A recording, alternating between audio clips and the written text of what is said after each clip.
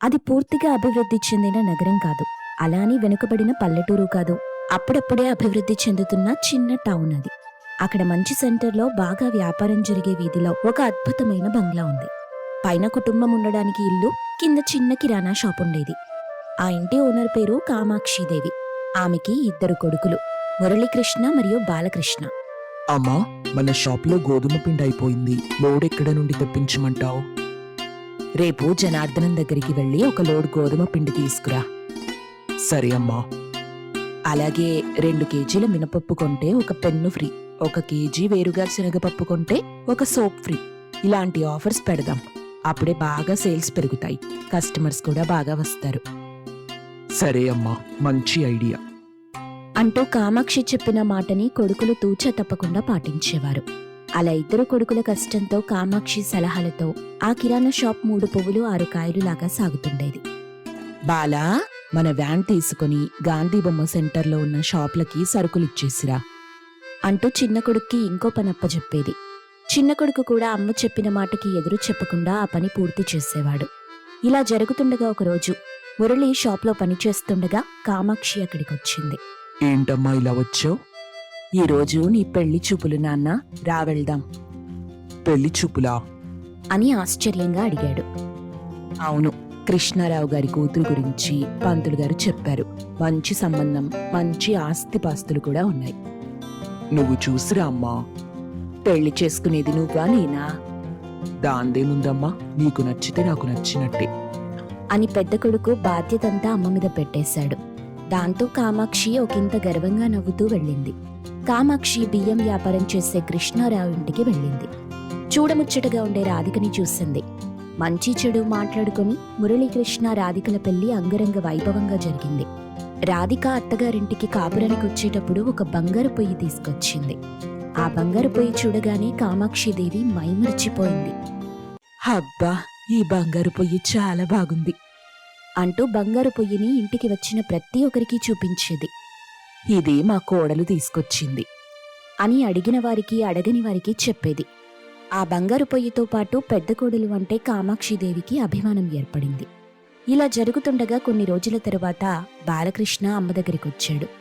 కామాక్షి సోఫాలో కూర్చుని ఉండగా మెల్లగా బాలకృష్ణ అమ్మ పక్కన కూర్చున్నాడు. అమ్మా, ఏమిట్రా?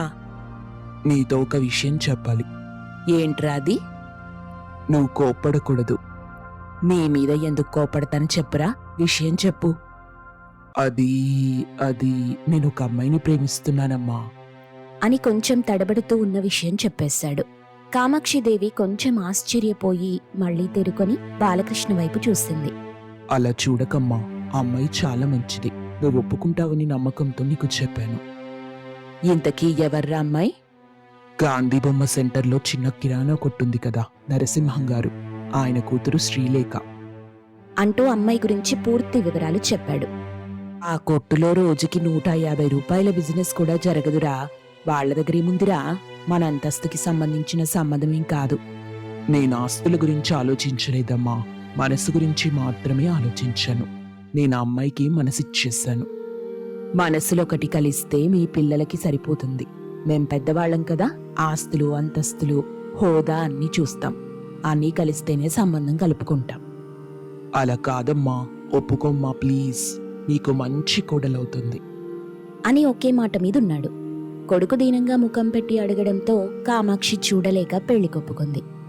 ఇంత పెద్ద కుటుంబం మరియు మంచి పిల్లాడు కావడంతో అమ్మాయి తల్లిదండ్రులు కూడా సంతోషించి శ్రీలేఖ బాలకృష్ణల పెళ్లి చేశారు. వచ్చి రాగానే కామాక్షిదేవి శ్రీలేఖని బంగారు పొయ్యి దగ్గరికి తీసుకెళ్ళింది. ఆ బంగారు పొయ్యి చూడగానే శ్రీలేఖ ఆశ్చర్యపోయింది. చాలా బాగుందత్తయ్యా అని సంతోషంగా పైకనేసింది. ఇది పెద్ద కోడలు తీసుకొచ్చింది, నువ్వు కూడా తీసుకురావాలి కదా.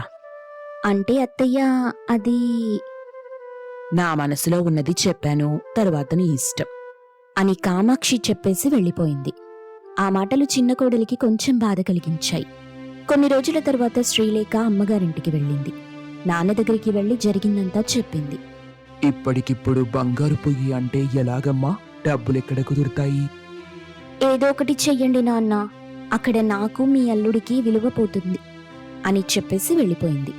కూతురు అంత బాధగా చెప్పడంతో నాన్న గుండె విలవిలలాడిపోయింది. దాంతో ఆ పేద తండ్రి తనకి ఉన్న స్తోమతలో ఒక వెండి పొయ్యి చేయించి ఇచ్చాడు. శ్రీలేఖ ఆ పొయ్యితో అత్తారింటికొచ్చింది. ఆ పొయ్యిని చూడగానే కాస్త పెదవి విరిచింది కామాక్షిదేవి. హా, సరేలే, అక్కడ పెట్టు అని పెద్దగా దాని గురించి పట్టించుకోకుండా వెళ్ళిపోయింది. అత్త ముఖం విరుపులతో శ్రీలేఖ బాధపడింది, కాని పైకి చూపించలేదు. ఇక అప్పటి నుండి పక్షపాతం మొదలైంది.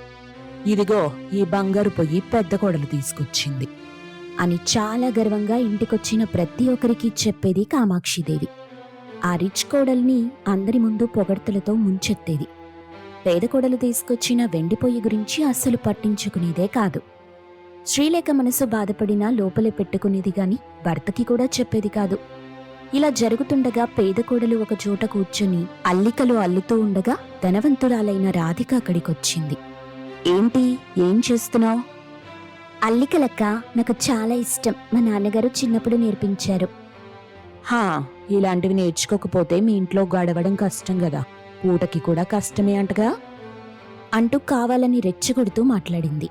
శ్రీలేఖకి అర్థమైన చిరునవ్వుతో సమాధానం చెప్పింది. మీ నాన్నగారికి రోజుకు 500 కూడా సంపాదించడం కష్టమంటగా. ఎవరికుండేది వాళ్ళకుంటుంది కదక్కా. అయినా వెండిపోయేంటి చీప్గా. మా నాన్నగారి ఆదాయం 500 కూడా ఉండదు, నీకు తెలుసు కదక్కా. అలాంటిది ఎంత కష్టమైనా స్తోమతకి మించి నా కోసం వెండిపోయి తీసుకొచ్చారు. అంటే ఆయనకి నేనంటే ఎంత ప్రేమ, ఆ ప్రేమ నాకు 1000 కోట్లతో సమానం అని చెప్పి వెళ్ళిపోయింది. ఆ మాటలు విన్న రాధికకి చెంపదెబ్బలా తాకాయి. దాంతో వెంటనే బంగారు పొయ్యి పక్కనే ఉండే వెండి పొయ్యి చూసింది. ఈ వెండి పొయ్యి నా బంగారు పొయ్యి పక్కన ఉండద్దు అనుకుని వెండి పొయ్యి తీసి ఒక మూలన పడేసింది. తర్వాత రోజు ఆ వెండి పొయ్యిని శ్రీలేఖ చూసింది, కాని దాని గురించేమీ మాట్లాడలేదు. ఏ పండగొచ్చినా పబ్బమొచ్చినా ఆ బంగారు పొయ్యికి పూజలు చేయటం లాంటివి చేస్తుండేవారు. వెండి పొయ్యి గురించి కావాలని హేళనగా మాట్లాడేవారు. కాని శ్రీలేఖ ఎప్పుడూ దాని గురించి ఆలోచించేది కాదు. ఒకరోజు శ్రీలేఖ ఒంటరిగా కూర్చుని ఉండగా బాలకృష్ణ వచ్చాడు. శ్రీలేఖ అని ప్రేమగా పిలిచాడు. ఏంటండి? నేను ఇష్టపడి పెళ్లి చేసుకుని నిన్నింటికి తీసుకొచ్చాను, కానీ మా వదిన అమ్మ నిన్నిబ్బంది పెడుతున్నారు. నన్ను క్షమిస్తావా? అంత పెద్ద మాటలు ఎందుకండి? ఒక ఇంటి కోడలిగా అత్తయ్య గారిని భరించటం నా బాధ్యత, అక్కని ప్రేమించడం కూడా. ఇవన్నీ మీరు పట్టించుకోకండి అని చెప్పడంతో బాలకృష్ణ చాలా సంతోషించి దగ్గరికి తీసుకున్నాడు. ఇలా జరుగుతుండగా ఆ ఊళ్ళో చాలా గొడవలు అల్లర్లు మొదలవడంతో షాప్లన్నీ మూసేశారు, బ్యాంకులు కూడా తెరవలేదు. కామాక్షి కుటుంబం వ్యాపారం లేక ఇంట్లోనే కూర్చున్నారు.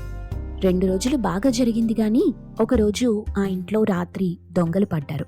ఉన్న డబ్బు బంగారు పొయ్యి కూడా దొంగతనం చేసి తీసుకెళ్లిపోయారు. ఉదయం లేచి చూడగానే కామాక్షిదేవితో పాటు కుటుంబమంతా ఆశ్చర్యపోయింది. అయ్యయ్యో, నా బంగారు పొయ్యి దొంగలెత్తుకుపోయారే, వాడి చేతులు పడిపోను, వాళ్ళకి యాక్సిడెంట్ కాను అని శాపనార్థాలు పెడుతూ కళ్ళు తిరిగి పడిపోయింది. కొడుకు కోడళ్లందరూ భయపడి ఆమెని హాస్పిటల్కి తీసుకెళ్లారు. అక్కడ ప్రాణాపాయం లేదు గాని చికిత్సకి డబ్బు ఖర్చవుతుందని డాక్టర్ చెప్పారు. ఇంట్లో ఉన్న డబ్బంతా దొంగలు దోచుకుపోయారు. షాప్ ఓపెన్ చేయడానికి వీల్లేదు. ఏం చేయాలో ఎవరికీ అర్థం కాలేదు. పెద్ద కోడలు వాళ్ళ నాన్న సాయం చేయడానికి చేతులెత్తేశాడు. శ్రీలేఖ మౌనంగా ఇంటికొచ్చింది. మూలన పడేసి ఉన్న వెండి పొయ్యి తీసుకుంది. షావుగారి దగ్గర తాకట్టు పెట్టి డబ్బు తీసుకొచ్చింది. ఆ డబ్బు హాస్పిటల్లో కట్టి అత్తగారికి వైద్యం చేయించి ఇంటికి తీసుకొచ్చింది. ఈ విషయం కామాక్షికి స్పృహొచ్చాక తెలిసింది. కొంచెం హుషారు రాగానే డబ్బు తీసుకుని షావుగారి దగ్గర నుండి వెండి పొయ్యి విడిపించింది కామాక్షి. ఈ వెండి పొయ్యి నా చిన్న కొడలు తీసుకొచ్చింది, నా ప్రాణాలు కాపాడిన అక్షయ పాత్ర ఇదే అంటూ వెండి పొయ్యి గురించి చిన్న కొడలు గురించి కూడా కామాక్షి అందరికీ చెప్పటం మొదలెట్టింది.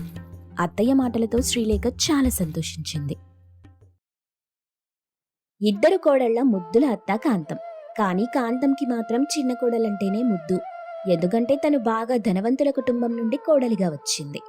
కట్నం కూడా ఎక్కువగా తెచ్చింది కాబట్టి. పెద్ద కోడలు పేద అమ్మాయి అవడంతో తనని పని మనిషిలా చూసేది.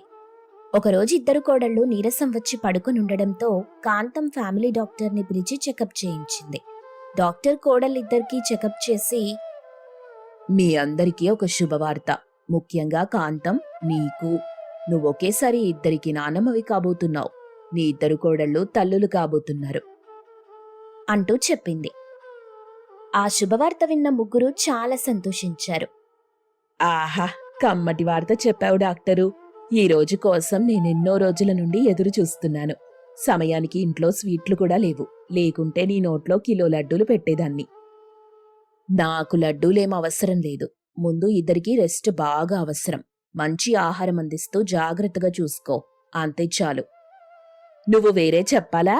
కోడళ్ళిద్దరినీ కంటికి రెప్పలా చూసుకోను. సరే మరి, నేను వెళ్ళొస్తాను అంటూ బయలుదేరింది. కాంతం డాక్టర్తో బయటి వరకు వచ్చి తనని పంపించింది. అప్పుడు చిన్న కోడలు నళిని అత్త దగ్గరికి వచ్చి, అత్తయ్య, మరి రెస్ట్ అవసరమంటుంది కదా డాక్టర్. నేను మా పుట్టింటికెళ్తాను. నన్ను మా అమ్మ వాళ్ళైతే కొంచెం ఇబ్బంది లేకుండా చూసుకుంటారు. నీకిక్కడ ఇబ్బంది ఏముందమ్మాయి? ఏం కావాలన్నా చెయ్యడానికి అది ఉంది కదా. ఇన్ని రోజులు చేస్తూనే ఉంది, ఇప్పుడు కూడా చేస్తుంది. తను కూడా నాలాగా ప్రెగ్నెంట్ కదా, కష్టమవుతుందేమో. ఏం కష్టం అవ్వదులే, నేను చూసుకుంటాను. నువ్వు వెళ్ళి రెస్ట్ తీసుకో చెప్తాను అని చిన్న కోడల్ని పంపించింది. తనటు వెళ్ళగానే ఇంతలో పెద్ద కోడలు లక్ష్మి అత్త దగ్గరికొచ్చి, అత్తయ్య, నేను కొద్ది రోజులు మా పుట్టింటికి వెళ్ళొస్తాను. నాకెందుకో మా అమ్మని చూడాలనిపిస్తుంది. ఆ, నువ్వు పుట్టింటికి పోతే ఇక్కడ చేసేదెవరు? నేనేమైనా పని మనిషిని అనుకుంటున్నావా, లేక ఇంటికి యజమానిని అనుకుంటున్నావా? అలా కాదత్తయ్యా, మునుపటిలా అన్నీ చేయటం నాకు కష్టమవుతుంది. ఎవరినైనా పని మనిషిని పెట్టుకుంటే మంచిది కొన్ని నెలల వరకు.